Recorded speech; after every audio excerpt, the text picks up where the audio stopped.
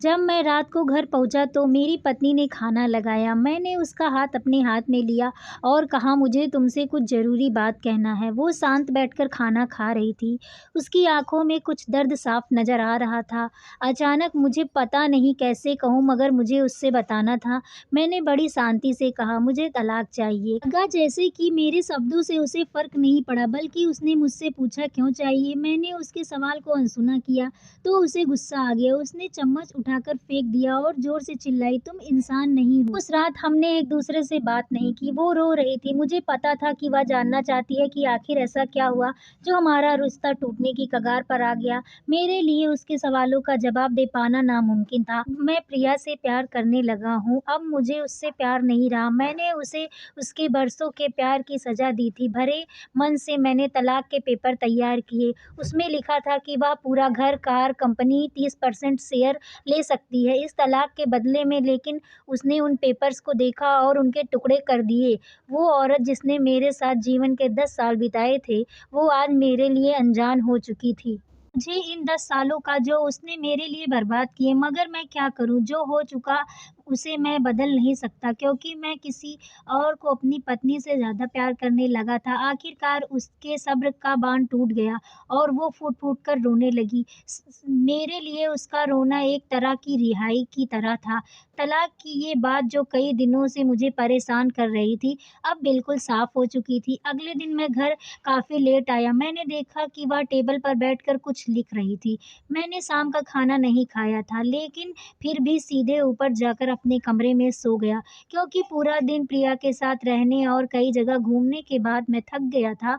वो शायद रात को उसी टेबल पर बैठकर लिखते-लिखते सो गई। सुबह उसने तलाक देने की शर्त बताई। वो मुझसे कुछ भी लेना नहीं चाहती थी। उसे तलाक से पहले 1 महीने का समय चाहिए था। उसने आग्रह किया कि इस 1 महीने में हम दोनों वही पुराना जीवन जिएँगे जितना संभव हो सके, क्योंकि आने वाले महीने में हमारे बेटे की परीक्षा थी। वह नहीं चाहती थी कि हमारे टूटे रिश्ते का प्रभाव उसकी पढ़ाई पर पड़े। मुझे यह भी ठीक लगा। अगर वो कुछ और भी चाहती थी, जैसे शादी के दिन मैंने उसे उठाकर अपने शयन कक्ष तक ले गया था, उसी तरह हर रोज़ 1 महीने तक उसे शयन कक्ष से उठाकर मुख्य द्वार तक ले जाऊँ। मुझे लगा कि यह पागलपन है, मगर इन आखिरी दिनों को थोड़ा अच्छा बनाने के लिए मैंने उसकी यह शर्त स्वीकार कर ली। मैंने प्रिया को जब अपनी पत्नी की सभी शर्तें बताईं, तो वो हँसने लगी। उसे लगा कि मेरी पत्नी कितने भी तरीके अपना ले, तलाक तो होना तय है। मेरी पत्नी और मैं किसी से इस दौरान मिले नहीं, लेकिन उस दिन जब मैं उसे पहली बार उठाकर गेट तक ले गया, तो हम दोनों को काफ़ी अजीब महसूस हुआ। पीछे खड़ा हमारा बेटा भी खिलखिलाकर खुश हो रहा था। अगले दिन यह काम थोड़ा सामान्य और आसान हो गया। पहले जितनी उसमें वो कसाव नहीं रहा और चेहरे पर कुछ हल्की झुर्रियाँ नज़र आ रही थी और बाल भी सफ़ेद होने लगे थे। ये वही औरत थी जिसने अपने जीवन के 10 साल मुझे समर्पित किए थे। चौथे दिन जब मैंने उसे उठाया तो वो पुरानी रोमांच लौटने लगी थी। 5वें और छठे दिन वो पुराना प्यार फिर से जागने लगा था। मैंने प्रिया को इस बारे में कुछ नहीं बताया था। अब उसे उठाना और आसान हो गया था।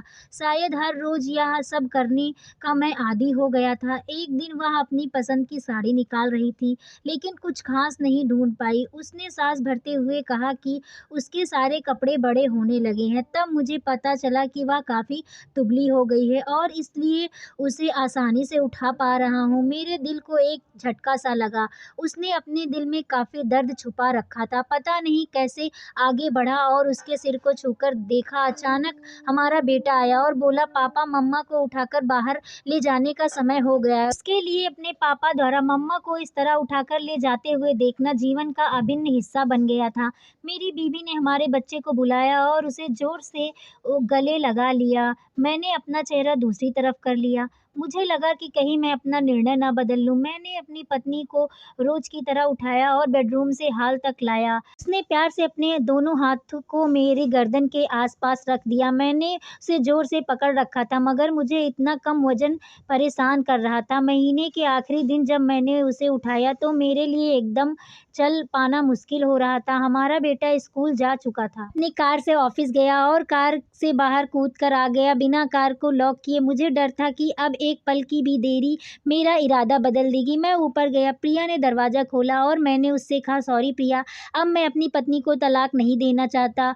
उसने मुझे देखा और सिर पर हाथ फेर लिया। तुम्हें बुखार तो नहीं? मैंने उसका हाथ हटाया और कहा, सॉरी प्रिया, अब मुझे अपनी पत्नी से तलाक नहीं चाहिए। हमारी शादीशुदा ज़िंदगी शायद हम दोनों के ध्यान न देने वजह से बोरिंग हो गई थी, लेकिन इसका मतलब यह कतई नहीं कि हम एक-दूसरे से प्यार नहीं करते।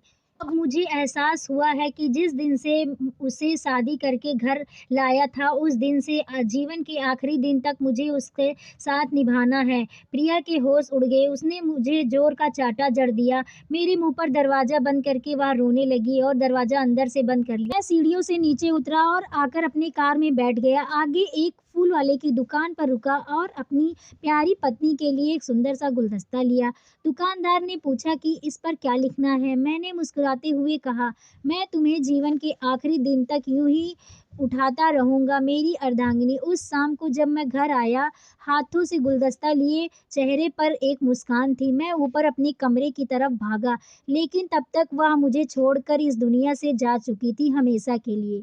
वो कई महीनों से कैंसर से लड़ रही थी, लेकिन मैं प्रिया के साथ इतना खोया हुआ था कि कभी ध्यान ही नहीं रहा। उसे पता था कि वह जल्दी मुझे छोड़कर जाने वाली है, इसलिए वह मुझे और मेरे बेटे के रिश्ते को टूटने से बचाना चाहती थी। मैं नीच उससे तलाक लेना चाहता था, लेकिन फिर भी उसने मुझे अपने बच्चों की नज़रों में एक प्यारा पिता और पति बना दिया। जीवन की छोटी-छोटी बातें रिश्ते में बहुत महत्व रखती हैं। बड़ा घर, बड़ी कार और बैंक बैलेंस ये खुशियों का हिस्सा ज़रूर बन सकते हैं, मगर अपनों के बिना इनकी कोई कीमत नहीं रहती है।